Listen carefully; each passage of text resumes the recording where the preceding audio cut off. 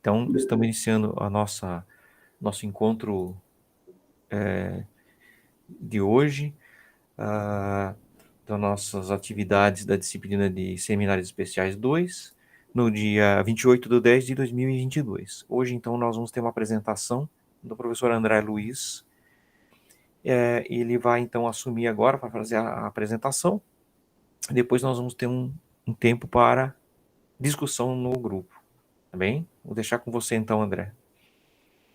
Tá certo, obrigado. Então, Paulo, estamos aqui com o Paulo, com a Paula, nossa única discente, participando agora do encontro, tá? Obrigado pela presença de vocês. Eu vou iniciar aqui um compartilhamento e logo vamos iniciar a nossa fala.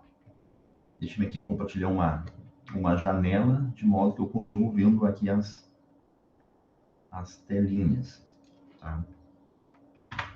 Eu tenho feito isso, eu divido minha tela aqui em dois. Assim a gente consegue ter um panorama mais completo do ambiente, né? E não ficamos tão fechados à nossa própria apresentação.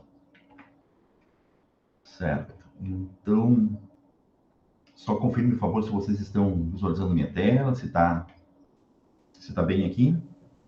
Tá bem, André, tá bem legível. Tá, perfeito, Paulo.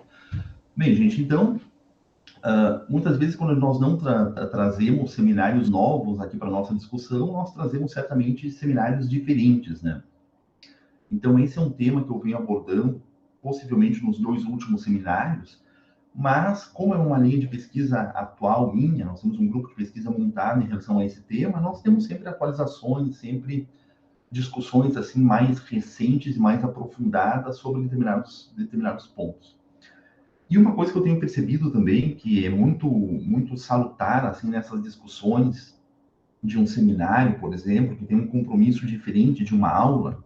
Em uma aula você tem um compromisso ali muito concreto à aprendizagem, então você vai ter atividades, estratégias, né, interesses que efetivamente são naturais à aprendizagem. O seminário ele tem, digamos, uma liberdade maior de uma exposição, muitas vezes pouco dialogada, né? Muitas vezes muito mais assim direcionadas do professor aos ouvintes do seminário, né? Mas esse seminário, quando fundamentado, quando articulado, quando você desenvolve um tema capaz de problematizar um contexto, ele muitas vezes perturba aquelas pessoas que estão assistindo, que estão ouvindo, em alguns momentos, em outros elementos que não são propriamente aquilo que está sendo focado no seminário. Isso é uma coisa muito interessante, assim. Você tem um seminário, você tem uma temática definida, mas muitas vezes algumas questões circunscritas naquilo que foi tratado causam ali um impacto que não foi previsto. Isso é muito bom. Isso, para essa realidade nossa aqui, é muito, muito boa. Muito bem, então a proposta aqui é nós falarmos um pouquinho sobre a teoria, a atividade experimental problematizada, né, a AEP, que nada mais é do que uma estratégia teórico-metodológica ao ensino experimental das ciências. Então, nós vamos nos referir aqui muitas vezes em AEP, apenas AEP, denominando a atividade experimental problematizada apenas como uma AEP. Tendo em mente essa estratégia teórico-metodológica, teórico numa perspectiva de planejamento experimental, metodológica na perspectiva de condução dessa proposta experimental, voltada ao ensino das ciências de modo geral. E esse slogan aqui, ENACE, grupo de pesquisa, ensino, aprendizagem e significados em ciências, eu vou destacar ele no começo, porque ao final dessa minha fala, eu vou rapidamente abrir para vocês aqui o site que concentra algumas informações propriamente desse grupo de pesquisa, visto que esse seminário, a IP, é uma das linhas, integra, na verdade, uma das linhas de interesse desse grupo de pesquisa que concentra, além dessa abordagem que eu vou fazer agora, outros materiais complementares e nós temos ali uma espécie de vitrine para pesquisas que estão sendo desenvolvidas nesse atual momento com relação ao tema. Então, esse é o contexto dessa abordagem. Apesar de eu ter dito, no primeiro momento, das diferenças entre uma aula mais focada na aprendizagem e um seminário mais voltado em uma apresentação aberta, em uma discussão assim, de maior amplitude, onde a primeira existe um compartilhamento de ideias muito mais intenso do que a segunda, mas fiquem absolutamente à vontade, tá, para fazer intervenções, para fazer apontamentos, tá? Não se sintam assim constrangidos de eventualmente interromper um argumento. Então, Paulo, fiquem plenamente à vontade assim para fazer qualquer apontamento em qualquer tempo. Tá? Vamos tornar esse ambiente, esse momento, assim, o mais informal possível dentro daquilo que nos é imposto aqui no âmbito da componente. Dito isso, gente, a questão da atividade experimental aqui, problematizada, da IP, ela parte de uma inquietação que eu tenho há muito tempo, e eu comecei a alimentar lá na minha passagem pela educação básica. Eu dei aula por 10 anos na educação básica. Esses 10 anos de educação básica, eu tinha no turno da manhã e no turno da tarde um ensino médio, e no turno da noite eu tinha um ensino técnico profissionalizante. E eu conseguia muitas vezes desenvolver uma abordagem científica que levava os alunos desse ensino médio para o curso técnico profissionalizante. E aí, em alguns momentos eu conseguia, então, acompanhar esses alunos desde o ensino fundamental até o final de curso técnico pós-ensino médio. E o que acontece? Acontece que nesse curso técnico eu desenvolvi aulas experimentais de maneira muito intensa. Eu tinha uma carga horária muito alta de aula, de componentes experimentais, o que me levava a desenvolver processos de experimentações, tá? No caso, no ensino da química, e exercitar, praticar esses experimentos, muitas vezes com uma frequência muito grande. Eram aulas experimentais semanais, onde muitas vezes as turmas eram muito dinâmicas, e a cada 2 meses, 3 meses, eu estava desenvolvendo a mesma experimentação com uma turma diferente. O que me levava a entender e logo começar a perceber quais eram os momentos da experimentação que causavam maior impacto, que causavam maior potencial de problematização. Então, eu comecei, naquele momento, a reconfigurar uma ideia de trabalho experimental na química, naquele momento, à luz daquilo que acontecia efetivamente no ambiente de prática, no caso, no laboratório de experimentação. Então, eu costumo dizer que a IP ela tem essa genuinidade, ela tem essa natureza.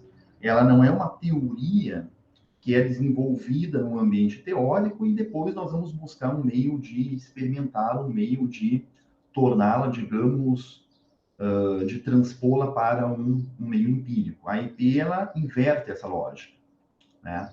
Ela surge a partir de problematizações observadas no próprio campo da experimentação, e a partir dessas observações nós elaboramos uma teoria para subsidiar tanto o planejamento dessa experimentação, que fomente esse tipo de reflexão no laboratório, como também um meio de condução dessa prática que leve os alunos a encontrar espaços importantes de aprendizagem.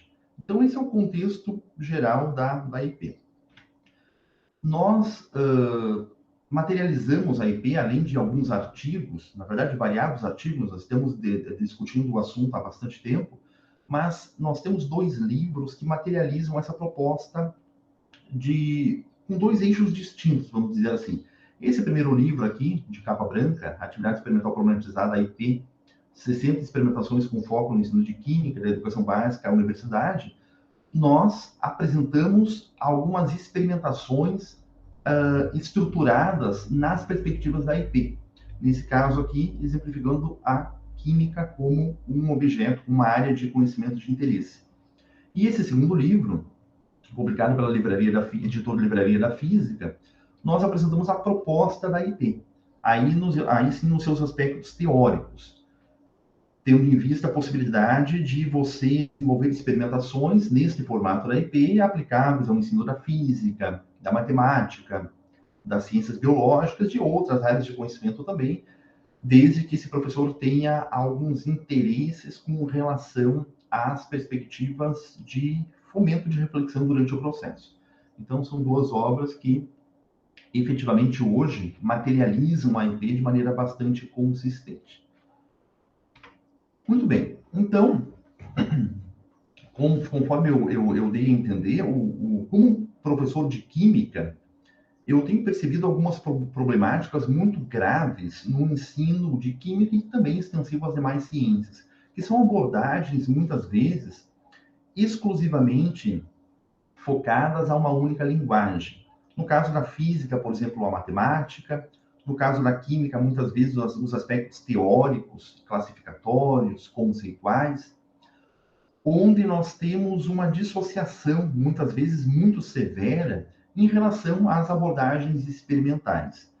E no caso da química, isso é extensivo às demais ciências também, nós temos uma linguagem experimental que ela é muito importante para desenvolver no aluno outros pontos de articulações com relação àquilo que o professor está apresentando. Então, esse é um ponto assim muito importante. Quando nós recebemos alunos aqui na graduação, nós percebemos que esses alunos nunca desenvolveram uma aula experimental de química, de ciências, desconheciam completamente esse ambiente de prática, estiveram uma única vez em um determinado laboratório, observando uma demonstração, ou seja, isso é algo bastante problemático de se perceber, porque você está fazendo uma abordagem científica completamente desvinculada de um ambiente que potencialmente levaria os alunos a desenvolver outros elementos de identificação. Então, isso é um problema assim muito importante. Nós temos hoje várias alternativas que te levam a entender que você não precisa de um laboratório na tua escola estereotipado, com reagentes, com vidrarias, com materiais sofisticados, com equipamentos. Você pode montar esse laboratório, deve montar esse laboratório nos teus ambientes de prática lá na escola, com materiais cotidianos, com materiais do dia a dia, muitas vezes com materiais alternativos, aos poucos, certamente adquirindo materiais nas verbas de autonomia da própria escola, materiais mais específicos da área. Os próprios alunos contribuem muito para esse material, para essa montagem de um laboratório. E um conceito que engloba algumas abordagens com relação a isso é o conceito LED, que são os laboratórios de experimentação didática, que é aquele laboratório que foge àquela lógica, digamos, do convencionalismo que nós, eventualmente, fomos inseridos na nossa formação, mas que abre um laboratório para um ambiente de experimentação mais voltado para os aspectos da didática propriamente dita. E serve-se muito bem como um importante ambiente de prática.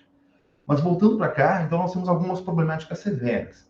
Uma delas é a não experimentação, a não existência de abordagens experimentais no âmbito do ensino das ciências.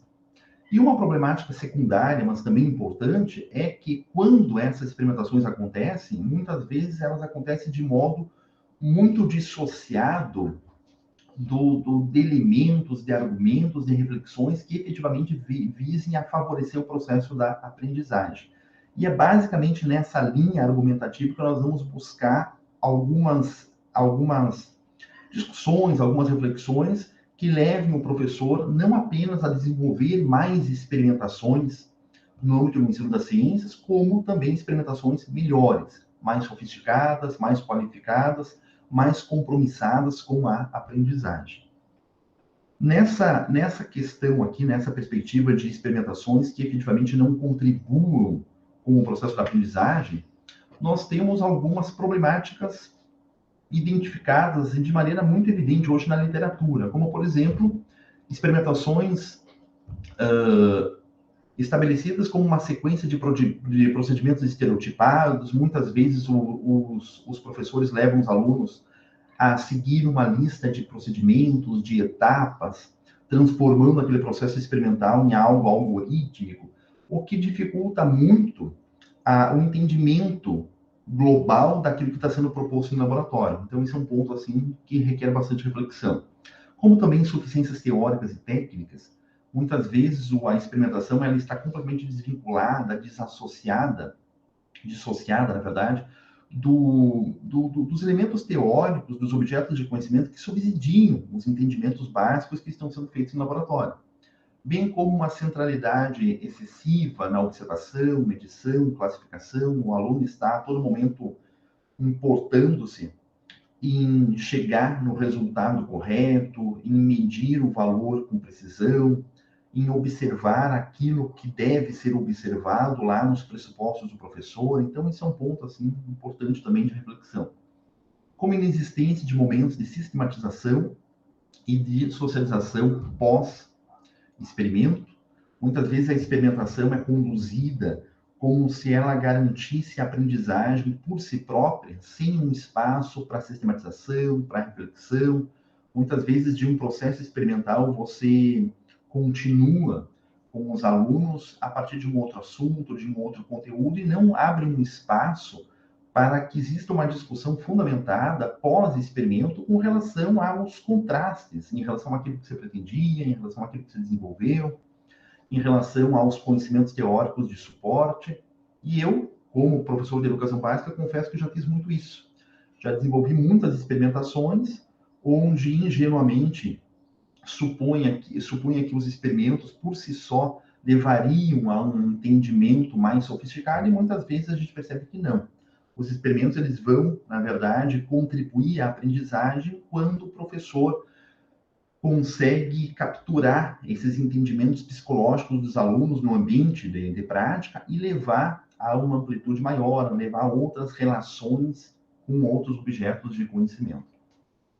Isso eu já apontei também, uma visão ingênua, que o aprendizado científico ocorre por meio da manipulação, por meio das práticas, conforme isso é costumeiramente desenvolvido em laboratório, e muitas vezes até por meio do senso comum, que o aluno irá fazer uma experimentação e irá naturalmente contrastar com algo que ele já conheça a nível de senso comum, e a aprendizagem acontecerá quase que espontaneamente. A gente percebe que as coisas são muito mais complexas do que isso. Nesse sentido, buscando então uma alternativa para uma potencialidade de um processo experimental que leve que abra alguns espaços voltados à aprendizagem, nós temos então a AIP, que vai buscar desenvolver, que vai buscar, na verdade, suprir uma carência de uma sistematização teórico-metodológica. Isto é, um planejamento de uma experimentação e um modus operandi, uma forma de conduzir essa experimentação que efetivamente leve a alguns momentos, alguns espaços, tempo propícios, profícuos a termos uma possibilidade de um entendimento mais sofisticado. E a EP, eu vou dar uma pincelada aqui nessa minha fala, a EP está fundamentada em dois eixos bastante importantes, que eu chamo aqui de fundamentos pedagógicos e epistemológicos. Fundamentos pedagógicos, numa perspectiva muito clara, muito lógica, de nós desenvolvermos um processo de ensino que tenha efetivamente compromisso com a aprendizagem. O que muitas vezes nos leva a entender que o foco da formação de professores acaba exclusivamente se dando nas perspectivas do ensino. Nós abordamos teorias de ensino, abordagens de ensino, estratégias de ensino. Estamos aqui desenvolvendo um mestrado profissional em ensino de ciências, e muitas vezes as abordagens voltadas à aprendizagem, elas são insuficientes para que nós possamos direcionar um processo de ensino que efetivamente consiga a resultante da aprendizagem. Porque nós refletimos sobre esse processo, o nosso propósito a nível de ensino, ele não é o ensino com qualidade, ele não é o ensino efetivo, ele é a aprendizagem. Então, nós temos um entendimento que o nosso produto final, digamos, da nossa profissão de professor, é a aprendizagem. Entretanto, nós não podemos garantir a aprendizagem. Nessa teoria que eu vou abordar para vocês, mesmo que superficialmente, a teoria da presença educativa, que subsidia a EP, nós não temos nenhum processo de ensino que possa garantir aprendizagens, visto que ensinar é uma coisa, aprender é outra. Ensinar é algo, e é uma atribuição do sujeito que ensina, o professor. Aprender é algo distinto, e é uma atribuição do sujeito que aprende, o aluno. nós, como professores, não podemos garantir aprendizagens independentemente da qualidade de ensino que nós desenvolvemos. Entretanto, conhecendo acerca da aprendizagem, nós vamos certamente desenvolver estratégias de ensino que possam favorecer esse processo da aprendizagem. E esse é o compromisso da IP. Desenvolver uma prática que, à luz das teorias, de algumas teorias de aprendizagem, leve a uma maior facilidade, um maior favorecimento, vamos denominar assim, à aprendizagem. E a abordagem epistemológica, o fundamento epistemológico é naturalmente voltado às perspectivas científicas, onde nós estamos em laboratório ou mesmo em sala de aula desenvolvendo uma imagem científica junto aos meus alunos, muitas vezes sem nos darmos conta disso. Então, quanto mais sofisticada for a imagem que eu construir sobre ciência, sobre o que é ciência, o que é o conhecimento científico, quais são as validades ou não validades das abordagens científicas, isso certamente vai favorecer também as abordagens que se tenha em laboratório ou em ambiente teórico também. Dito isso, nós temos a atividade experimental problematizada estruturada em 3 grandes eixos, vamos chamar assim. Esse eixo pedagógico, com compromissos à aprendizagem das ciências, tendo em vista que nós vamos buscar na teoria da aprendizagem explicativa alguns argumentos que levem a um processo de ensino que vise a favorecer a aprendizagem. O subsídio epistemológico, na epistemologia de Thomas Kuhn, nós vamos encontrar alguns argumentos epistemológicos das ciências que me permitam desenvolver uma prática, não uma perspectiva comprobatória ou verificacionista, mas que consigamos desenvolver uma prática que leve os sujeitos a encontrar entendimentos, a desenvolver uma abordagem científica à luz de epistemologias contemporâneas, que vão apresentar a ciência como uma construção humana, como uma sociologia do fazer científico, que está muito distante daquilo que foi conceituado há algumas décadas como a ciência verdadeira, como a ciência dogmática, como a ciência determinista, o que muitas vezes ainda predomina nos ambientes de educação. E feito isso, nós vamos fundamentar nossa discussão, iremos fundamentar nossa discussão com relação à estrutura propriamente dita da EP, da atividade experimental problematizada.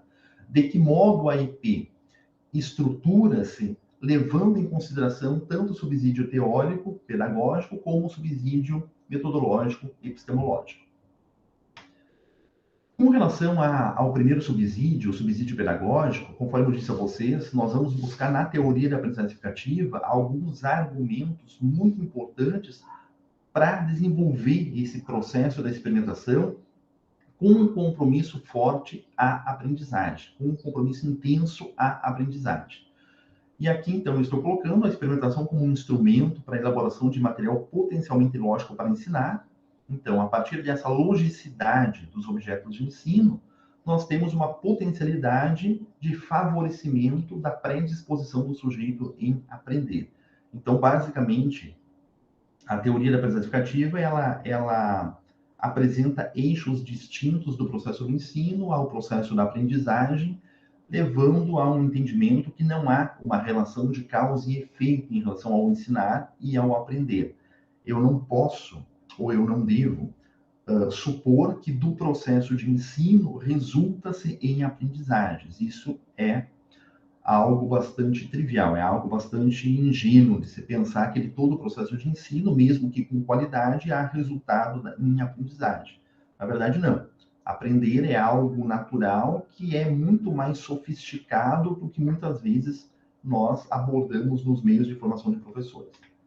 A teoria da aprendizagem explicativa, então, tem algumas bases teóricas genuínas, importantes, como esses livros que eu estou mostrando para vocês, a maioria deles não traduzidos. O único livro de Ausubel traduzido é esse aqui, Aquisição e Retenção de Conhecimento, uma Perspectiva Cognitiva. E David Ausubel é um autor, ali na década de 60, na década de 70, um psicólogo americano, autor da teoria da aprendizagem significativa, que tem um compromisso muito forte, muito intenso, muito implicado com a sala de aula,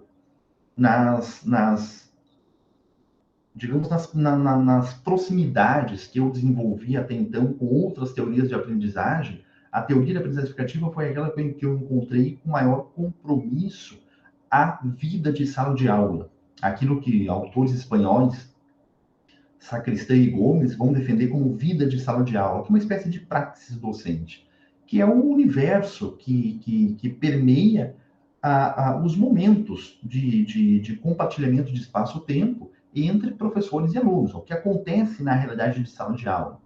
E aí entram as teorias de ensino, metodologias, avaliações, intervenções. Então, a teoria da aprendizagem educativa, ela vai ter ela está fortemente atrelada a essa perspectiva de sala de aula. Isso me causa, assim, assim como um professor de química, como um professor que tem uma caminhada técnica no âmbito da minha formação, isso me é muito sedutor. As teorias que não permeiam apenas em um abstratismo, mas que têm ali um compromisso efetivamente com o universo de sala de aula. Muito bem, dentre muitas abordagens que eu poderia fazer sobre a aprendizagem educativa, inclusive alguns seminários aqui, eu ofereço a temática exclusiva da aprendizagem educativa, eu trouxe aqui uns argumentos assim, muito específicos. O primeiro é algo que eu já defendi aqui, que são as atribuições feitas pelo professor no processo do ensinar, ou seja, esse professor vai buscar, no processo do ensinar, a atribuição de um significado lógico a um objeto de conhecimento. Então, o que é ensinar à luz da teoria da aprendizagem educativa? É apresentar conteúdos? Certamente que não. É desenvolver aprendizagens? Obviamente não. O que é ensinar? Ensinar à luz da teoria da aprendizagem educativa é você desenvolver uma logicidade a partir de um objeto de conhecimento. Ou seja, apresentá-lo, discuti-lo, problematizá-lo sob uma linha de coerência, sob uma linha argumentativa que leve os alunos a possivelmente fazer associações mentais com aquilo que é apresentado pelo professor e aquilo que eles conhecem previamente. Então, essa é a perspectiva do processo do ensino à luz da teoria do aprendizagem educativa. E a aprendizagem é uma atribuição exclusiva do aluno que tem uma natureza psicológica muito forte.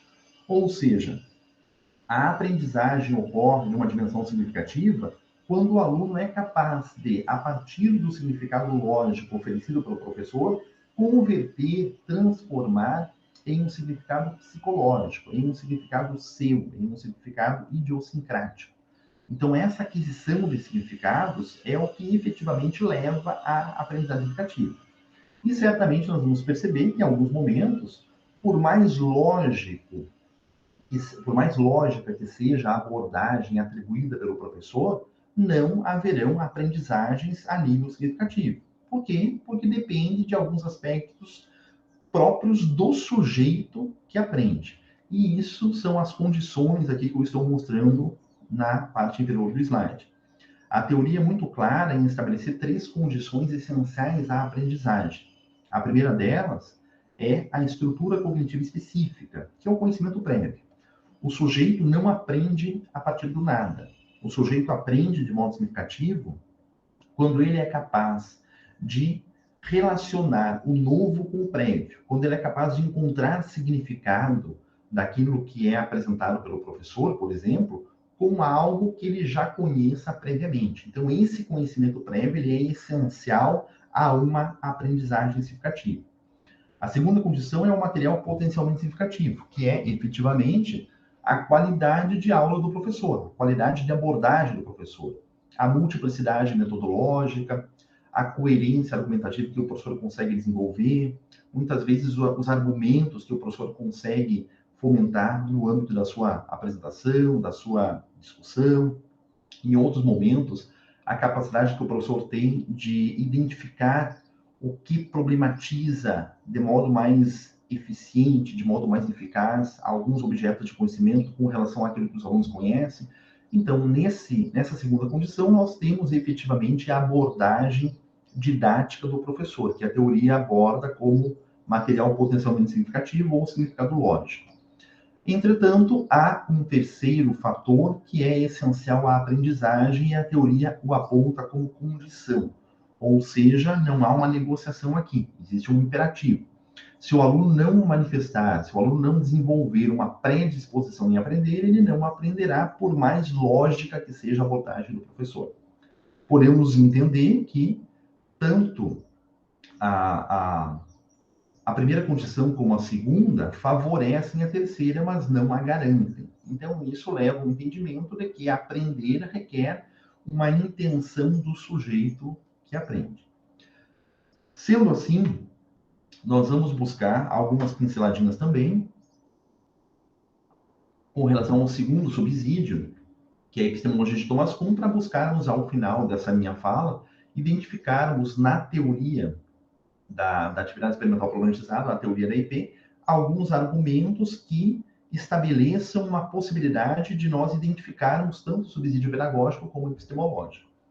Com relação, então, ao subsídio epistemológico, aqueles nossos compromissos de abordar a ciência sob uma perspectiva contemporânea, sob uma perspectiva de ciência que lance luz às teorias atuais sobre o que é o conhecimento científico, qual é a validade do conhecimento científico, o que fundamenta as abordagens científicas, e, ao contrário, façamos, digamos, uma ruptura com aquele modelo de ciência que ainda predomina nos ambientes de sala de aula, como uma ciência determinista, uma ciência comprobatória, uma ciência verdadeira, uma ciência inquestionável, uma ciência que vai apresentar fatos quase que numa perspectiva enciclopédica. Então, nós vamos buscar, na epistemologia de Thomas Kuhn, alguns elementos, alguns argumentos que nos levem a uma discussão científica mais e melhor fundamentada. Então, na perspectiva kuhniana, nós temos uma experimentação que não é nem verificacionista, nem presa ao modelo indutivista e nem refutativa, nem compromissada ao modelo falsificacionista ou falsacionista. Mas a nossa abordagem ela é integrada à teoria científica. Então, nós vamos fazer abordagens experimentais que apresentem a ciência não como dimensões diferentes quando você faz abordagens teóricas ou científicas, mas que integrem essas duas linguagens científicas. E isso é muito importante para que o aluno tenha essa percepção que no entendimento da ciência, nos seus aspectos teóricos, muitas vezes eu preciso lançar mão a questões mentais, de experimentos mentais, de observações, e muitas vezes nós fizemos isso em sala de aula.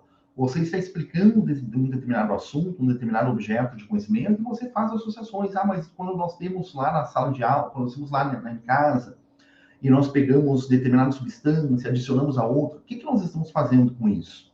Nós estamos fazendo um diálogo que aproxima, que articula abordagens teóricas com, nesse caso, experimentações mentais.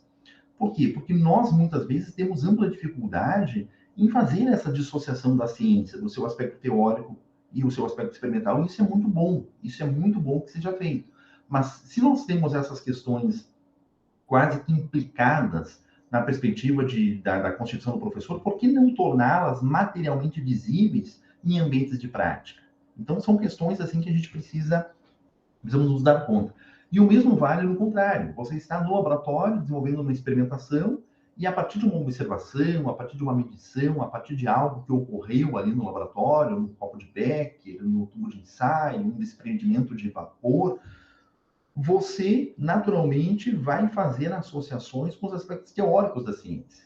Por quê? Porque não há uma dissociação clara. A ciência não é sobre um aspecto teórico, é sobre um aspecto experimental, sobre um aspecto matemático, sobre um aspecto abstrativo. A ciência é um conjunto, é um entendimento, e nós precisamos, digamos que, articular com qualidade esse conjunto de possibilidades, de abordagens, para termos um entendimento mais sofisticado. E nós vamos buscar na epistemologia de Thomas Kuhn algumas perspectivas com isso. Além dessa integração da experimentação à teoria científica, nós temos várias outras abordagens, vários outros argumentos, vários outros elementos que, na epistemologia kuhniana, favorecem abordagens científicas de um cunho experimental que tem um compromisso com algo mais amplo, como problemas, como um guia teórico de planejamento experimental, dentre outros elementos assim que eu poderia trazer para cá para uma discussão, na perspectiva de elaborarmos e conduzirmos uma prática experimental compromissada a uma abordagem científica contemporânea à luz das epistemologias que nós temos hoje.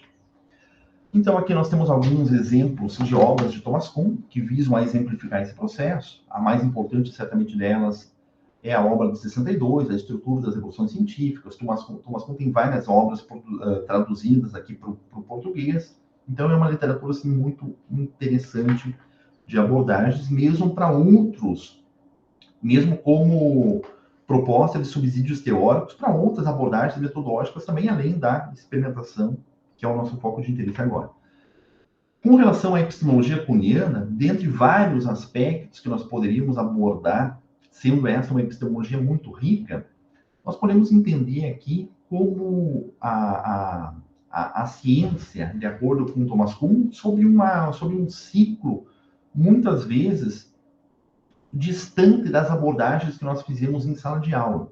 Ou seja, a ciência, de acordo com Thomas Kuhn, ela vai sair de uma perspectiva de ciência normal, encontrando inconsistências, chegando em anomalias, passando por um momento de crise, chegando em uma revolução científica e um período de ciência extraordinária.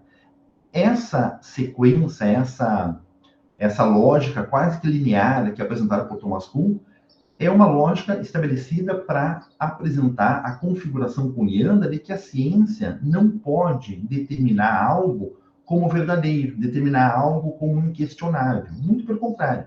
Se você apresenta algo como inquestionável, algo como verdadeiro, algo como mutável, esse algo é fruto de qualquer natureza teológica, sociológica, mitológica, menos científica. A ciência ela vai trazer argumentos que em algum momento vão ser desconstruídos à luz de argumentos mais sofisticados. E muitas vezes acontecem rupturas muito graves entre as abordagens iniciais e as abordagens que vão suceder novos argumentos. E o que Thomas Kuhn chama de mudanças de paradigmas. Então, nós temos alguns exemplos importantes na química, por exemplo, você fazer uma abordagem anterior a Lavoisier, a nível da química da combustão, onde você pensava, você cogitava, você explicava a combustão por um desprendimento de um aspecto chamado de flogístico. Hoje nós explicamos a combustão a partir de uma reação química com oxigênio, ou seja, nós temos uma diferença de abordagem muito drástica entre um primeiro modo de entendimento, materialização e explicação, as abordagens que nós temos hoje. E isso é a ciência de acordo com Thomas Kuhn.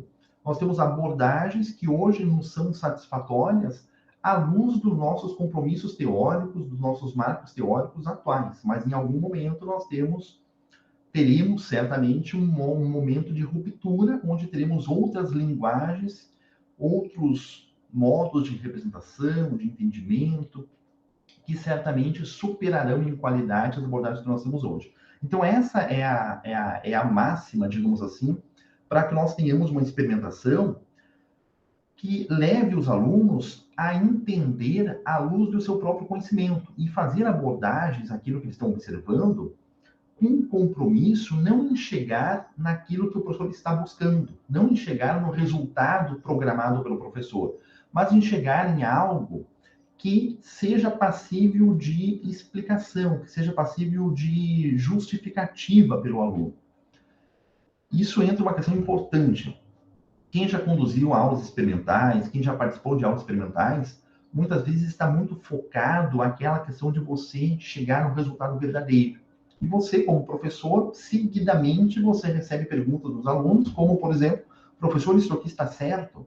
É assim, professor? E aí entra uma questão. Não há como algo em laboratório não estar certo. Por quê? Porque se o aluno está demonstrando um resultado para o professor, esse resultado ele está certo, vamos colocar essa palavra entre aspas, ele está certo, porque ele é condizente com uma metodologia que foi desenvolvida pelo aluno para chegar naquele produto final. Então, o que nós vamos buscar? Nós vamos buscar que muitas vezes é o argumento que o aluno estrutura, é o argumento que o aluno desenvolve para justificar aquele seu produto final como mais importante do que efetivamente o produto final em si. Então, você chegar em uma coloração, você chegar em um determinado valor de pH, você chegar em uma massa de precipitado que é condizente às expectativas do professor, sem um entendimento sofisticado de o que te levou a esse resultado, é certamente menos importante do que você chegar em um resultado que muitas vezes não é o esperado pelo professor, mas um resultado que você consiga, à luz daquilo que você fez em laboratório e também à luz do marco teórico que você utiliza, explicar, justificar, defender a razão pela qual você chegou num resultado que o grupo 2 do laboratório chegou num resultado diferente. Então, são questões assim bastante importantes que, à luz da epistemologia cuniana, nós vamos ter abertura em laboratório.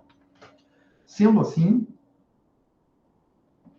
tendo discutido essa base teórica na perspectiva da teoria da presença explicativa, com compromisso à aprendizagem, tendo discutido alguns argumentos, mesmo que de modo panorâmico, na epistemologia de Thomas Kuhn, à luz do nosso compromisso em desenvolvermos uma ciência aberta a entendimentos de natureza psicológica, nós estruturamos a atividade experimental problematizada, a IP, em dois eixos centrais.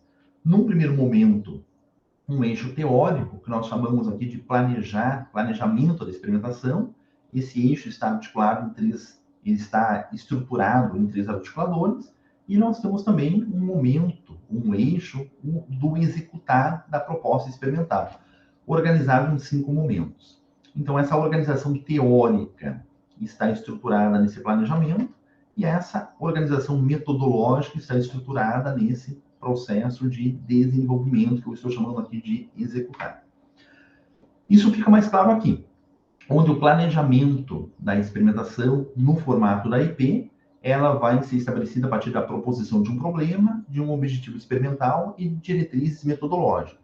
Eu estou desenvolvendo uma experimentação num compromisso de utilizar o subsídio teórico da IP. Então, elaboraremos uma experimentação que estará estruturada a partir desses três eixos: proposição do problema, objetivo experimental e diretrizes. E eu poderia, certamente, trazer outros elementos, outros argumentos para esse meu planejamento experimental, como um título, como uma fundamentação teórica, como, por exemplo, materiais e métodos, que é normalmente utilizado nos ambientes de laboratórios, como referências.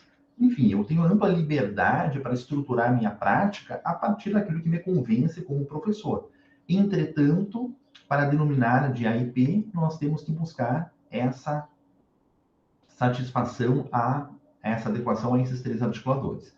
E o modo de condução da prática, ou executar da proposta, nós temos, então, uma estrutura montada, compactada em 5 momentos, que vai de uma discussão prévia, passa por uma organização e desenvolvimento da atividade, chega a um retorno ao grupo de trabalho, enfim, a uma socialização e a uma sistematização. Esses momentos aqui nós vamos falar um pouquinho mais detalhadamente.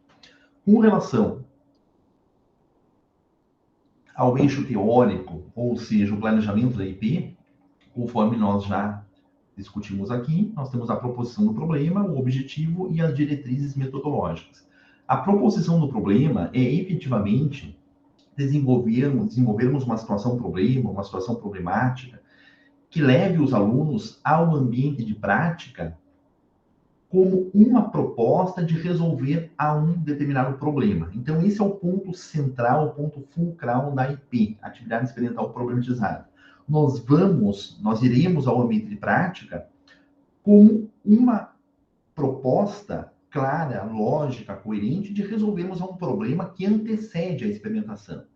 Então, por mais que eu tenha, digamos, uma experimentação de cabeceira, uma experimentação de rotina, eu posso configurar essa experimentação como uma proposta de resolver um problema, caso eu tenha um interesse em configurá-la como uma AEP. Nesse sentido, nós, a partir desse problema, nós elaboraremos um objetivo experimental, que é, digamos, uma espécie de filtragem dos principais procedimentos empíricos que eu pretendo desenvolver em laboratório.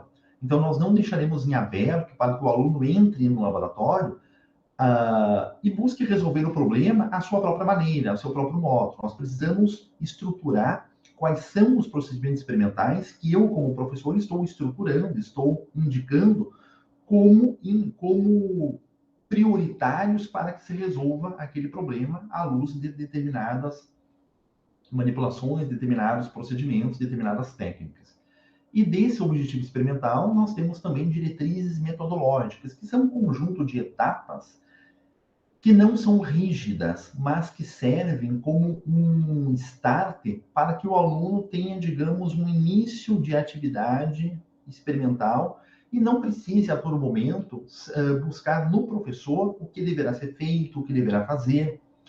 Então, por mais que nós entendamos, que nós venhamos a entender que não basta você seguir um roteiro pré-estabelecido para chegar em um entendimento, nós entendemos também que há necessidade de você instaurar um processo experimental à luz de algumas indicações, de algumas diretrizes.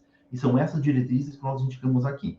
Nesse sentido, as diretrizes experimentais, as diretrizes metodológicas, que eu volto a dizer, que são apenas indicações e podem ser alteradas a todo momento com relação ao entendimento que os alunos vão desenvolvendo ao longo do trabalho, elas servirão para responder a um objetivo experimental. Ou seja, aquele aluno que opta por seguir as diretrizes tal qual foi proposta pelo professor, foram propostas pelo professor, ele chegará, ao final do trabalho, a uma resposta ou a uma solução a um objetivo experimental, mas não ao problema. E aí entra a qualidade de elaboração da IP. Para que o aluno, a partir daquilo que foi desenvolvido em laboratório, chegue a uma solução aceitável ao problema, ele precisa de um entendimento sofisticado sobre aquilo que foi desenvolvido em laboratório. E a IP te permite identificar aquele aluno que desenvolveu uma técnica num aspecto mais mecânico e tem ampla dificuldade de responder, de solucionar ao problema. Por quê? Porque ainda existem lacunas entre aquilo que foi desenvolvido em laboratório e aquilo que efetivamente é necessário para desenvolver esse entendimento que vai além de uma dimensão experimental, mas que demanda de objetos de conhecimento. Aqui nós temos alguns conceitos, alguns princípios que articulam esse planejamento experimental. Nós estamos ainda no eixo teórico da IP, que articulam esse eixo teórico às perspectivas de Thomas Kuhn no desenvolvimento de uma ciência aberta a diálogos, aberta a discussões, como uma adaptação teoria-experimento, como um guia de planejamento experimental e como um conhecimento científico não determinista, que são ideias, são argumentos de Thomas Kuhn, que eu já apresentei, que eu já abordei a vocês, e são amplamente aderentes a essa estrutura de elaboração desse planejamento experimental. Então, nós vamos pensar num problema que efetivamente articule uma teoria, articule a teoria ao experimento, que efetivamente leve a várias abordagens distintas sobre o mesmo objeto de conhecimento. E eu costumo dizer que na IP nós temos um problema e esse problema antecede a experimentação. E esse problema, pela sua amplitude, ele apresenta várias vias de resolução. Uma delas é a experimentação. Então, nós temos um problema e usaremos do ambiente de prática, usaremos das técnicas de prática como uma das alternativas para solucionar aquele problema, dentre outras que poderiam ser usadas também. Chegando no eixo metodológico, nós temos a condução da experimentação, a condução do processo da experimentação, que está estabelecida em 5 momentos, que vai de uma discussão prévia até uma sistematização. Nesse momento de discussão prévia, é um momento que envolve alunos e professor, ou alunos e professores, num momento importantíssimo, onde nós faremos uma discussão teórica junto aos alunos, que poderá ser em ambiente de prática, que poderá ser em sala de aula, que poderia ser em uma saída de campo, enfim. Mas é um momento específico que nós vamos fazer discussões teóricas resgatando objetos de conhecimento que já foram trabalhados, que já foram discutidos, que já foram problematizados, mas que servirão como base teórica para aquilo que vai ser desenvolvido em laboratório. E esse é um momento também que exerce uma função muito importante de você identificar o que vai ser desenvolvido em laboratório que precisa de um entendimento mais sofisticado, para que nós venhamos a trabalhar no laboratório e não tenhamos preocupações com manipulações, com métodos de calibragem, não, mas que nós venhamos a ir ao laboratório com uma base teórica suficientemente qualificada sobre aquilo que demandará as atividades em laboratório. Então, é isso que nós vamos buscar nesse primeiro momento, nessa discussão prévia. As bases teóricas suficientemente claras para que as abordagens em laboratório ganhem sentido. Esse momento, então, conforme eu já disse, envolve alunos e professor ou professores. Num segundo momento, nós temos, então, propriamente dita, a organização e o desenvolvimento da AIP, momento que também envolve alunos e professores. Nesse momento, é a condução propriamente dita da atividade experimental, onde muitas vezes os alunos vão estar divididos em grupos, o professor vai acompanhar esses grupos de trabalho durante todo o momento de prática, E normalmente é o momento que, quando você desenvolve uma experimentação mais desgarrada de subsídios teórico-metodológicos, é o momento que você acaba concentrando toda a abordagem. Não esporadicamente, as abordagens experimentais que são desenvolvidas, elas são concentradas apenas nesse segundo momento aqui, onde você, em determinado momento, em determinado tempo, você vai fazer uma aula experimental, você remove os alunos da sala de aula, leva os alunos ao laboratório, faremos uma experimentação, concentraremos todas as nossas atividades aqui nesse segundo momento e voltaremos para a aula e seguiremos a nossa rotina de aula conforme vem sendo estabelecido ao longo do semestre. E em outro momento eu repito esse processo, onde fazemos muitas vezes uma quebra das abordagens teóricas, levamos os alunos ao laboratório, desenvolvemos uma experimentação e retornamos à sala de aula. Então, a IP ela vai ampliar essa questão e vai entender esse momento, que muitas vezes é o momento que concentra as abordagens do professor, como apenas um dos momentos necessários para o desenvolvimento de um entendimento. Num terceiro momento, nós temos o retorno ao grupo de trabalho. E eu chamo a atenção a que esse momento, ele não envolve professor, ele envolve apenas os alunos. Por quê? Porque o retorno ao grupo de trabalho é o momento de desenvolvimento de um convencimento coletivo ao próprio grupo. Vamos pegar um momento, um ambiente de exercício mental aqui, onde você tem um laboratório e você tem 3, 4, 5 grupos no laboratório. Cada grupo tem liberdade para tomar o seu próprio caminho, para tomar suas próprias decisões em relação àquilo que está sendo desenvolvido. E assim deve ser feito. Nenhum momento, após os trabalhos empíricos, as classificações, as observações, as manipulações, os registros, os alunos retornarão ao seu próprio grupo de trabalho e discutirão com os seus colegas aquilo que foi observado em laboratório, aquilo que foi medido, aquilo que foi verificado, aquilo que foi registrado, onde eles estruturarão tabelas, gráficos, esquemas, mapas mentais, mapas conceituais, e mesmo uma articulação teórica em relação àquilo que foi desenvolvido em laboratório com a proposta de solucionar aquele problema que subsidiou lá no começo da IP. Então, é um momento muito importante onde o professor não interfere. Um momento no qual o professor ele é um sujeito que observa o modo pelo qual os alunos operam essa transposição entre aquilo que foi desenvolvido materialmente e aquilo que poderá ser levado a um eixo de entendimento. Em um quarto momento, nós temos o retorno do professor em relação à socialização, onde nós desenvolveremos uma socialização entre os vários grupos de trabalho que desenvolveram aquela experimentação. Então, nós vamos abrir uma discussão, isso pode ser feito em um seminário, isso pode ser feito de modo informal no próprio laboratório, isso normalmente é feito num segundo momento, já na sala de aula, pós-experimentação, onde nós teremos um espaço para que cada grupo, à luz do problema teórico que subsidiou a IP, que desencadeou a IP, cada grupo irá defender a sua solução à luz dos seus próprios argumentos.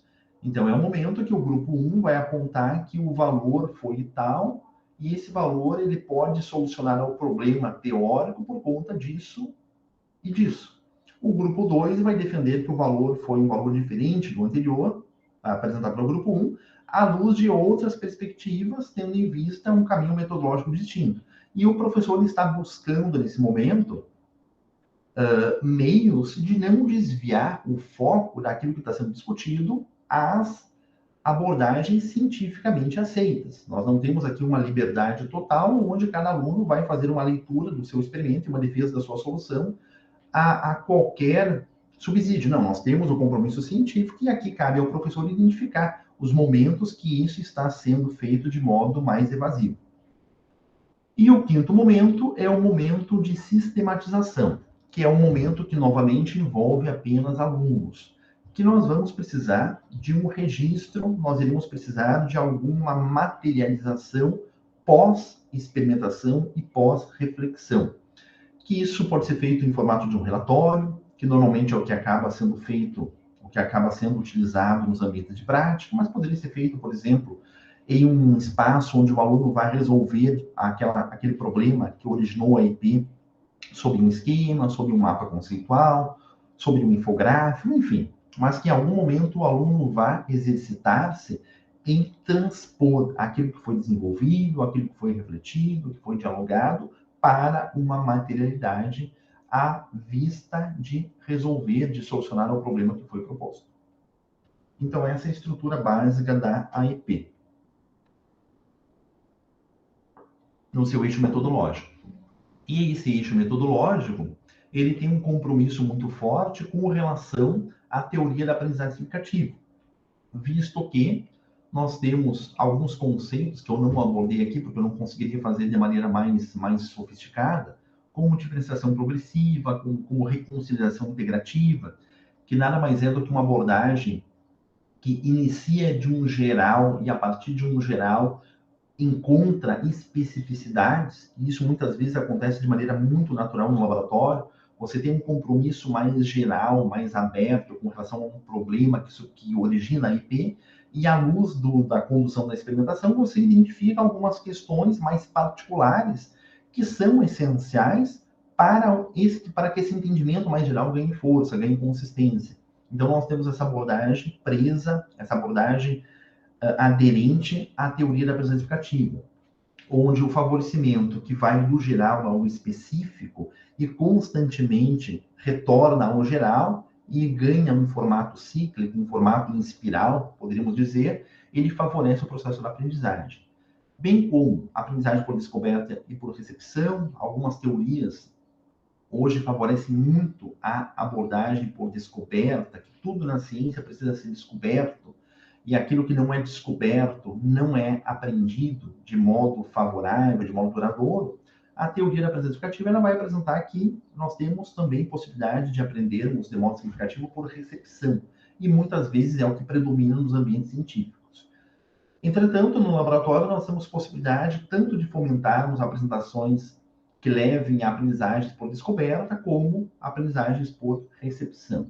E além disso, certamente nós temos aqui as três condições que eu já mencionei a vocês, como altamente aderentes à abordagem experimental vista a AIP, a abordagem experimental configurada como AIP, que são a estrutura cognitiva específica, onde nós temos um espaço-tempo, certamente aqui na discussão prévia, para identificarmos o que o aluno conhece previamente sobre um assunto, visto que toda aprendizagem significativa ela surge a partir de um conhecimento prévio.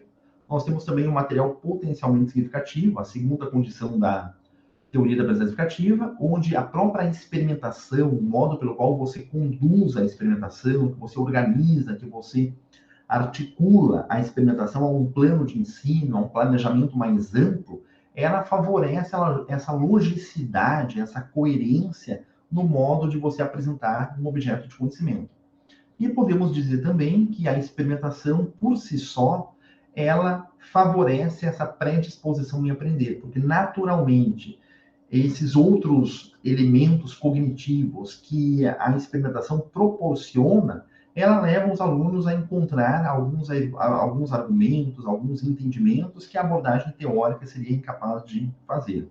Então, nós temos esses 5 momentos fortemente vinculados à teoria da aprendizagem significativa. Então, essa é a defesa que se dá em relação à estrutura desses 5 momentos.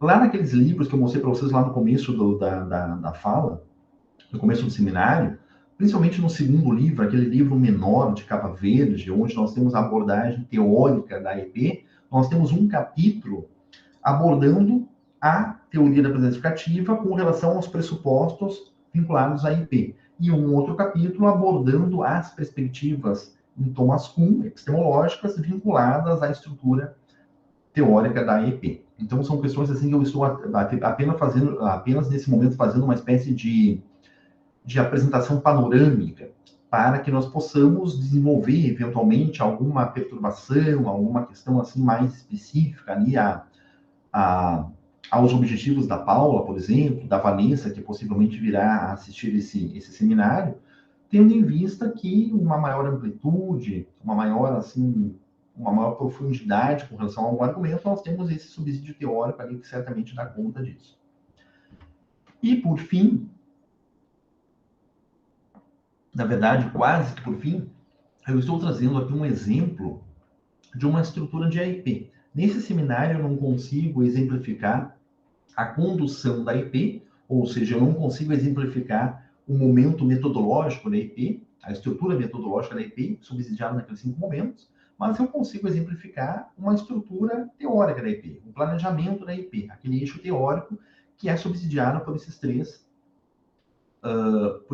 articuladores aqui, que são um problema proposto, objetivo experimental e diretrizes. Então, nós temos aqui um exemplo de uma estrutura de AIP, que era uma proposta experimental que eu conduzia há bastante tempo, e eu reconfigurei com base na estrutura da AIP. Então, nós temos esse problema aqui, que é o problema de origem da experimentação, é o problema que origina aquilo que nós iremos discutir em laboratório. Então, nesse problema aqui, nós temos o seguinte: dispõe-se de 6 metais elementares distintos para a confecção de uma peça de sustentação, sendo o grau de pureza o critério determinante para a escolha do metal mais adequado. Assim, qual dos metais disponíveis deverá ser utilizado? Então, nós temos 6 metais no laboratório, 6 fragmentos metálicos, e nós vamos indicar para os alunos que nós precisamos elaborar uma peça de sustentação usando um daqueles metais, apenas um daqueles metais. E a pergunta é essa, o problema é esse. Qual é o metal mais indicado se nós vamos pensar sobre o grau de pureza desse metal como critério determinante para a escolha desse metal? Esse problema, conforme eu já disse, ele é muito amplo, ele é bastante amplo, sendo o laboratório uma das estratégias para solucioná-lo. No objetivo experimental, nós vamos então filtrar qual é o procedimento experimental central para ser desenvolvido em laboratório, para não corrermos o risco de que o aluno desenvolva práticas que estejam muito distantes daquilo que eu, como professor, viso desenvolver no ambiente de prática. Então, no objetivo experimental, nós vamos apresentar que aquilo que você pretende fazer em laboratório, predominantemente, é determinar a densidade desses 6 metais elementares. Ou, melhor dizendo, determinar a densidade dessas 6 peças metálicas que subsidiam ali aquele meu problema proposto. E algumas diretrizes, como eu pretendo indicar que essa densidade seja determinada. E conforme as diretrizes, nós podemos, por exemplo, segui-las tal qual foi proposto, ou poderíamos ainda fazer adaptações conforme as intenções distintas dos alunos, dos grupos de alunos. O importante é que você, seguindo as diretrizes, você não consegue solucionar ao problema. Você seguindo as diretrizes tal qual o professor as indicou, as confeccionou, você responde ao objetivo. Caso nós venhamos a seguir as diretrizes tal qual foi desenvolvido aqui, nós vamos chegar então na densidade. Na densidade do ferro, na densidade do cobre, na densidade do zinco e assim por diante. Mas, para que nós, a partir da densidade, cheguemos ao grau de pureza, nós precisamos de um entendimento mais sofisticado. E eu preciso do grau de pureza para aí sim solucionar o problema proposto. Então, esse é o ponto central do planejamento da IP. Nós vamos elaborar um problema, e a partir desse problema, derivarmos em um objetivo, derivarmos em um conjunto de etapas, de procedimentos, que eu chamo de diretrizes, onde nós precisamos ter atenção de que, ao resolver aquelas etapas, o aluno não chegue diretamente em uma solução ao problema. O que seria um problema ruim, um problema pobre? Você perguntar, por exemplo, qual é o valor de pH de uma determinada solução. Isso seria um problema pobre, porque você seguindo um conjunto de etapas, você conseguiria imediatamente chegar no valor daquele pH, você chegar numa solução àquele pH. E muitas vezes é o que acontece naturalmente lá no ambiente de prática, lá no laboratório. Você chega em determinado valor e esse valor ele não me dá garantias de um entendimento onde muitas vezes ele não é nem sequer justificado, ele não é nem sequer defendido pelo aluno. Então a IP visa a romper com essa lógica.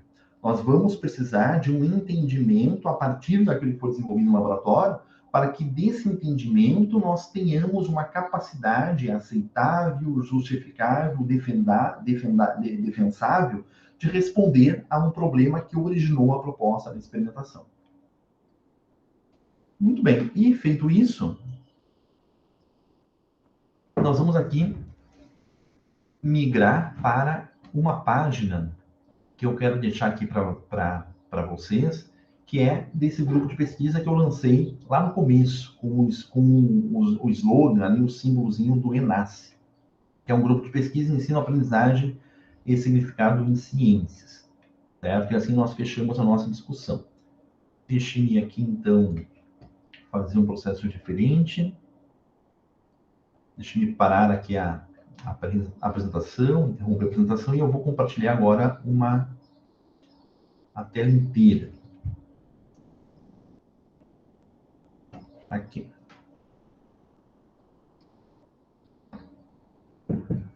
Aqui, apresentando a tela, compartilhando com vocês a tela inteira. Vamos localizar aqui o ENACE. Só confirme para mim se está tudo bem aí para vocês. Sim, estamos vendo. Certo. Então, aqui eu estou colocando, estou digitando ENACE, tá? Levando o ENACE, você vai ser diretamente relacionado lá a um site da Unipampa, né, que concentra informações ali do nosso grupo de pesquisa. O primeiro site aqui da Unipampa, tá? Ensino, aprendizagem e significados em ciências. Então, nesse site aqui, vamos abri-lo. Nós temos um compêndio, nós temos um repositório, vamos chamar assim, de materiais, que envolve essa discussão que nós tivemos aqui no seminário, que nós estamos tendo aqui no seminário, certo? Aqui. Esse NACE é um grupo de pesquisa maior, que não tem como foco apenas a atividade experimental problematizada, na qual a atividade experimental problematizada aparece como uma das suas linhas de pesquisa. Então, nós temos aqui a EP, atividade experimental problematizada, uma outra linha de pesquisa, história e epistemologia da ciência, uma terceira linha de pesquisa é a teoria da aprendizagem significativa. Então, o que nós temos na página inicial do ENACE, várias abordagens que são feitas, que são desenvolvidas, e nós trazemos para cá. Então, recentemente, o que nós temos de mais atualizado aqui foi um mestrado profissional em Química da Rede Nacional Profiqui, do Espírito Santo, da Universidade Federal do Espírito Santo, na verdade, do Instituto Federal do Espírito Santo, onde foi desenvolvido um mestrado, foi apresentada uma dissertação tratando como título princípios termoquímicos por meio da atividade experimental problematizada, a EP, uma proposta de aprendizagem explicativa crítica. Então, nós temos, recentemente, muitos trabalhos, muitas publicações, muitas produções, muitas defesas que utilizam da EP como uma base teórico-metodológica bem consistente. Tá? Mais embaixo aqui nós temos outra dissertação de mestrado, também desenvolvida a partir dos fundamentos da EP, estudo dos processos oxidativos da vitamina C, uma aplicação da atividade experimental problematizada, a EP. Mais embaixo aqui nós temos um trabalho de conclusão de curso, aqui do nosso curso de Caçapava, atividade experimental problematizada, a EP, uma proposta investigativa ao ensino da química, e assim por diante, gente. Nós temos várias abordagens que recentemente têm configurado várias linhas distintas sobre a AEP, sobre a atividade experimental problematizada. Então, isso é muito bom. Isso é muito bom, isso é muito gratificante, porque a AEP, ela oferece vários pontos de possibilidade de que o acadêmico, de que o pesquisador identifique quais são os argumentos que mais se adequam às suas linhas de pesquisa, e também que mais e melhor os convence, de modo que nós podemos ter fundamentos teóricos, fundamentos metodológicos, dentre outras abordagens que podem vir a inspirar articulações, muitas vezes com temas que já estão sendo desenvolvidos. Em algum momento você desenvolverá uma atividade experimental e você pode fazer ali um uso de uma fundamentação teórica, como a IP, por exemplo. Então, aqui nós temos a minha sobre o grupo de pesquisa. Aqui nós temos informações, então, do grupo de pesquisa, a íntegra das linhas de pesquisa, tá? Os pesquisadores, alguns estudantes que estão participando hoje dessa linha de pesquisa. Certo? Voltando para cá, nós temos aqui as linhas de pesquisa. E isso aqui é um ponto importante. Conforme eu disse a vocês, as 3 linhas de pesquisa que o grupo de pesquisa, que o grupo concentra, são a EP, HEP, História e Epistemologia da Ciência, e Teoria da Aprendizagem Significativa. Mas o que nos interessa nesse momento é a EP. Então, no âmbito da IP, a linha de pesquisa 1, nós temos vários produtos, como livros impressos, como e-books e capítulos, como artigos científicos, como trabalhos de conclusão. Então, entrando em cada uma dessas abas aqui, vocês vão ter uma espécie de repositório daquilo que foi desenvolvido até então.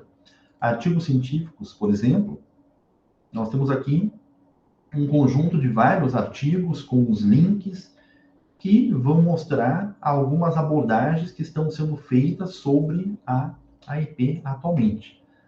Então, alguns se aproximam mais do ensino da física, do ensino da química, do ensino das ciências.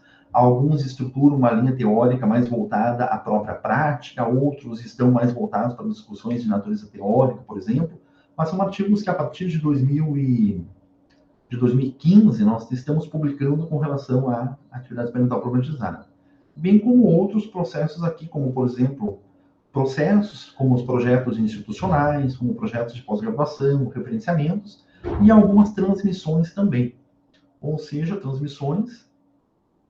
Dentre essas transmissões, eu já vou pedir a permissão de vocês para trazer para o grupo de pesquisa essa transmissão desse seminário de hoje, onde nós temos algumas transmissões, alguns seminários que abordaram a IP, algumas delas desenvolvidas por mim, outras desenvolvidas por outros pesquisadores, mas que concentram abordagens da IP. E como cada transmissão, por mais que nós tenhamos objetivos em comum em cada uma dessas transmissões, cada transmissão acaba tendo a sua própria natureza, a sua própria forma de abordagem. Então, isso é muito importante, assim, nós trazermos para cá e atualizarmos cada vez mais essas nossas apresentações. Muito bem. Então, deixe-me voltar para cá, para a apresentação aqui. E seria isso, gente. Tá? Eu já falei por 80 minutos, esse é um tempo assim bem razoável para nós termos um seminário com possibilidade ainda de argumentações pós-seminário.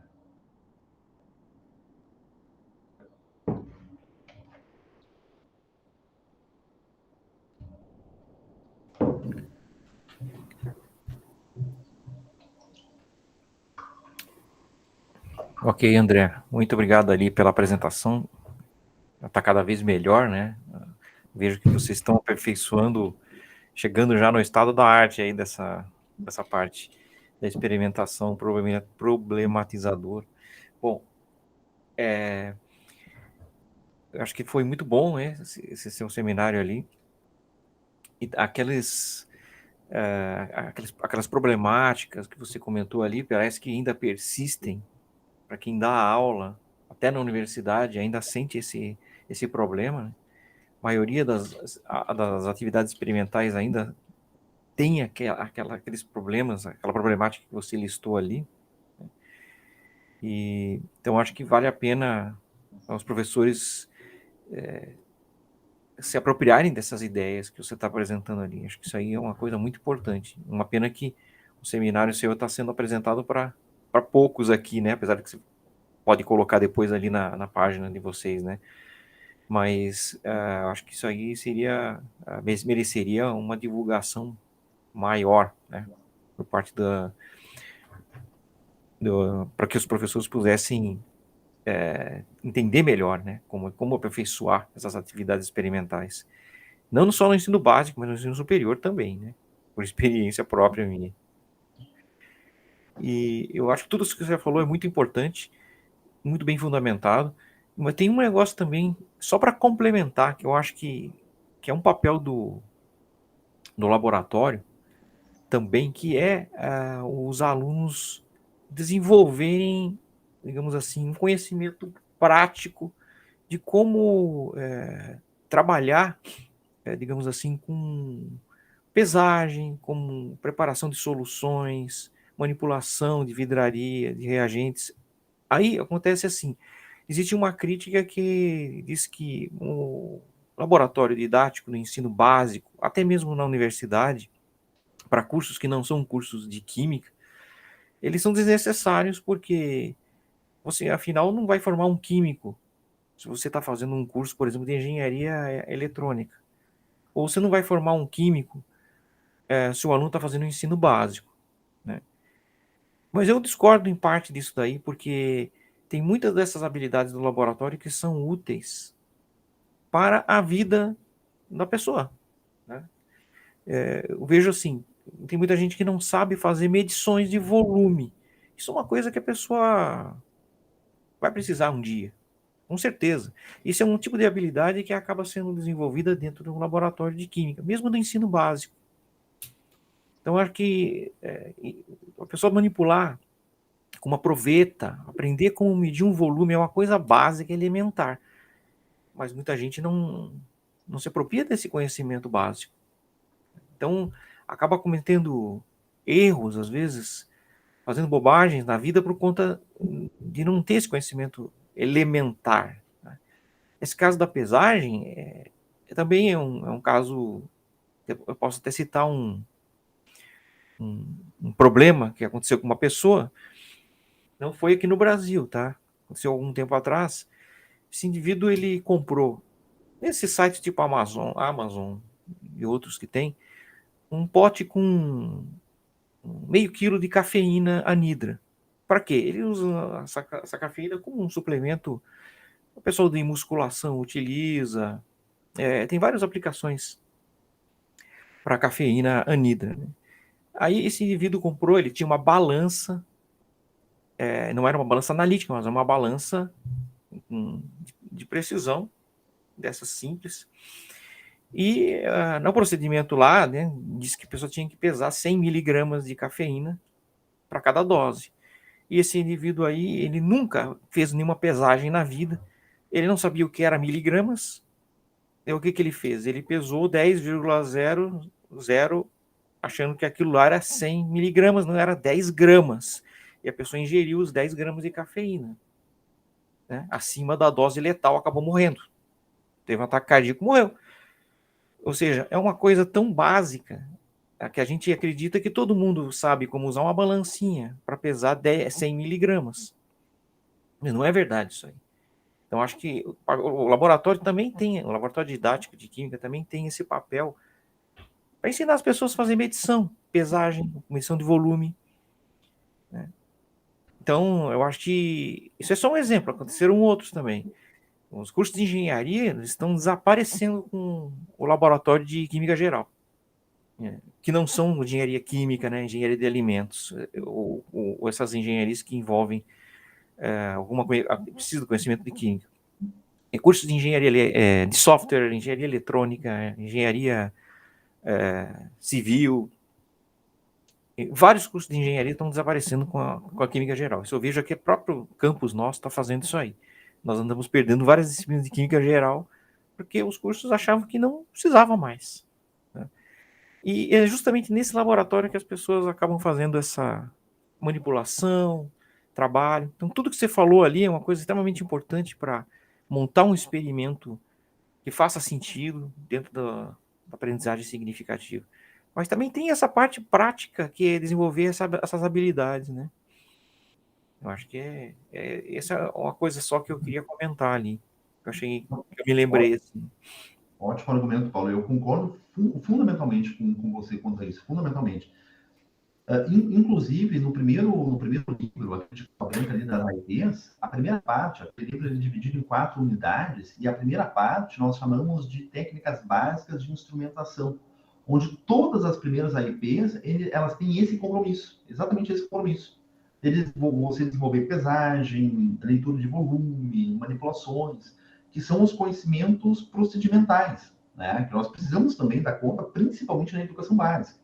Os conhecimentos conceituais, procedimentais e atitudinais, né? Os conhecimentos procedimentais, ali quando você consegue desenvolver esse tipo de abordagem, eles são essenciais no laboratório. Eu concordo profundamente. E realmente, no laboratório, na graduação, o que nós percebemos muitas vezes é que as práticas experimentais, às vezes, mesmo na química geral, Paulo, elas estão concentradas a objetos de conhecimento, ou seja, a aprendizagem conceitual. E você meio que passa por cima, assim, meio que você sobrepõe aquilo que você precisa desenvolver de maneira satisfatória para chegar em uma leitura sofisticada, para chegar em um valor, em entendimento. Então, isso certamente é um problema sério, assim. E além disso, a manipulação dos materiais, as observações, as técnicas, o domínio sobre as técnicas é essencial para o desenvolvimento de um entendimento pedagógico. Você não consegue, não tem como você desenvolver um entendimento coerente, lógico, se você manipula o material de qualquer jeito, se você em qualquer momento, se um momento você opera o equipamento de um jeito, no outro momento você opera de outro, né? Então, certamente, eu defendo fundamentalmente que nós precisamos dessas habilidades laboratoriais e experimentais. No caso da educação básica, o que eu tenho percebido é que isso acontece apenas no âmbito de uma rotina. Quando você consegue desenvolver a experimentação, a atividade experimental na química, na física, nas ciências, de modo rotineiro, você consegue discutir isso. Você consegue discutir esse uso adequado do laboratório e de tudo aquilo que o laboratório oferece. Mas quando as práticas elas são esporádicas, isso não acontece. Isso não acontece. Isso pode se valer para a graduação também. Se eu tenho uma componente experimental, melhor dizendo, se eu tenho uma componente híbrida, parte teórica e parte experimental, e a parte experimental, digamos, eu estou apenas ilustrando 2 ou 3 conteúdos mais teóricos, isso não é feito em laboratório. Porque você vai ao laboratório apenas concentrar a atenção àquilo que você vai contrastar com relação à teoria, e essas questões acabam ficando meio que subentendidas e o professor acaba não dando ênfase a isso. Mas muito boa a sua colocação, sim. Ok.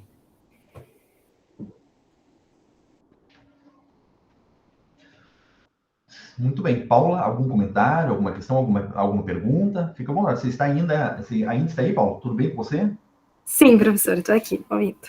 Tá bem. Queria parabenizar pela apresentação do seminário, um tema bastante relevante, né? Eu estou fazendo sobre reconstrução de experimento histórico, uso o laboratório também, porque eu vou fazer o cruzamento das ervilhas, né? Então, gostei bastante de conhecer mais informações sobre todas essas técnicas, né? A utilização dos procedimentos experimentais.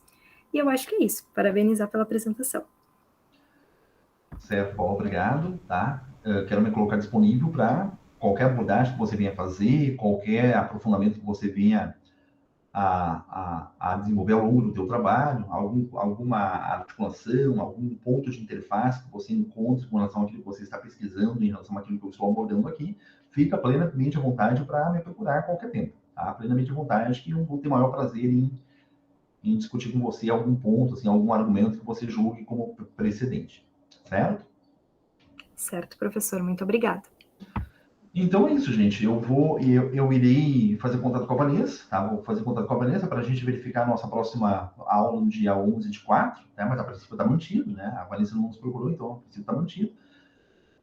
Então seria isso, certo? Obrigado, então, por me ouvir, Paulo. Obrigado por me ouvir, Paula também, tá? Depositarei os materiais lá no Cleson e também levarei no Cleson um linkzinho ali do nosso grupo de pesquisa, certo? Que é o material ali que hoje concentra, assim, todos os produtos derivados da EP. Certo, gente? Grande Ok, abraço para André. vocês. Obrigado, Paulo.